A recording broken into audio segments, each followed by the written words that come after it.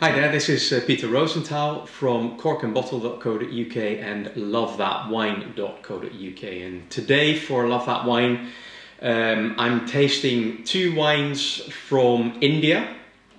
26th of October, which is I think next Wednesday, is the Diwali festival, which is an important festival of light for the Hindu community. And not that I ever need an excuse to open a few bottles, but I thought that might be a good reason to open some new wines to the UK marketplace. Both of the wines are stocked by Waitrose, and they are really the first supermarket in the UK to stock Indian wines. So we thought it was quite interesting to give them a try and see what we think.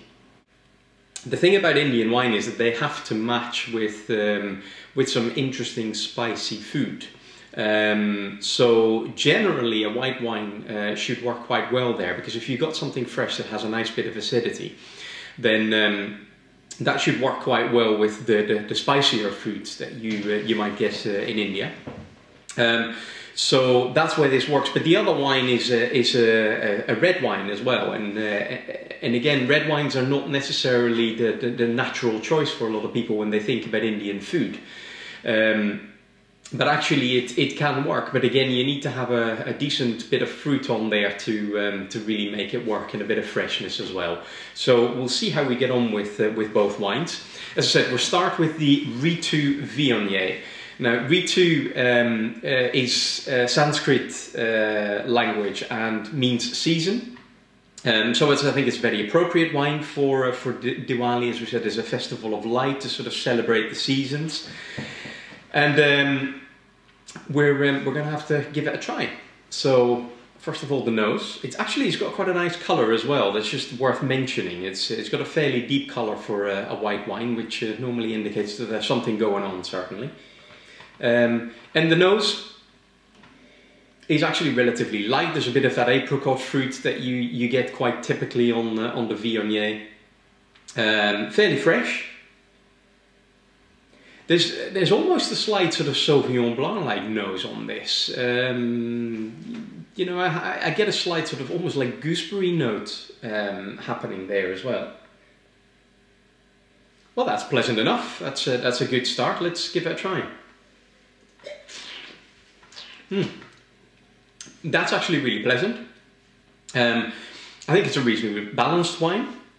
You get the sort of, you know, it's not tropical fruit, but there's some stone fruit happening, so slightly peachy, a little bit of that apricot note coming through as well. But this is quite expressive, and I like it. It's really fresh, and I think it would work very well with something that's a little bit more spicy. So I think that that's a rather nice wine. The next wine then is the Zampa. This is a Syrah from Vallée de Vin. Vallée de Vin is the company that makes it. And we're talking about the 2008 vintage. Now, what's interesting about this wine, I suppose, is that the IWC commended it with a medal, which I think is probably a first for Indian wines. I think Indian wines don't necessarily have the best of names in this country. And in some cases I would have to say that's probably with reason, but at the same time I think there's a lot of new stuff happening, and you know, winemakers from other countries are coming in to lend their expertise as well, and I think the Indian winemaking fraternity, if you like, are kind of waking up to the fact that, you know, Western tastes may be slightly different from what they are at home. So you get much more of these kind of fruit-driven wines that are you know, much easier to drink. As I said, Syrah 2008, so it's got a bit of age on it. What you get here is actually quite typical sort of smoky Syrah fruit, slightly peppery. Then you've got a nice bit of spice, but that kind of smoky note of a little bit of oak is coming through. But also you get this kind of deep dark fruit that is happening. This is much, I'm saying much fuller bodied.